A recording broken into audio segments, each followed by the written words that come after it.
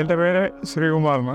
ഞാൻ താമസിക്കുന്ന ഇവിടെ മുട്ടത്തിപ്പറമ്പ് എന്ന് പറയുന്ന സ്ഥലമാണ്. ഇത് ചേർത്തല താലൂക്കിൽ.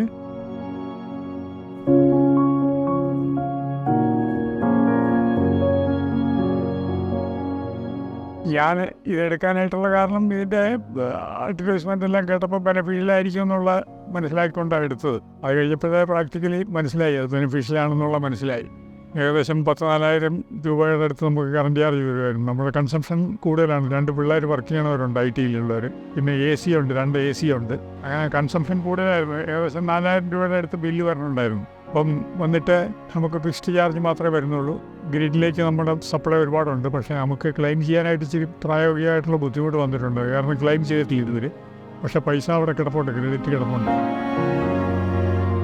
ഇൻസ്റ്റലേഷൻ മൂപ്പൻസിൻ്റെ എടുക്കുന്ന ഉടനെ കിട്ടുമെന്നുള്ള ഇതുകൊണ്ടാണ് നമ്മളെടുത്തത്. വേറെ മറ്റുള്ള ഏജൻസികളും എല്ലാവരും ഉണ്ടായിരുന്നു അപ്രോച്ച് ചെയ്ത്. കൺസിഡറബിൾ എനിക്ക് എൻ്റെ ബ്രദറിൻ്റെ എക്സ്പീരിയൻസ് ഉണ്ടായിരുന്നു. അപ്പോൾ അവർ പറഞ്ഞു ഉടനെ കിട്ടാനായിട്ടുള്ള ചാൻസ് ഇതായിരുന്നു.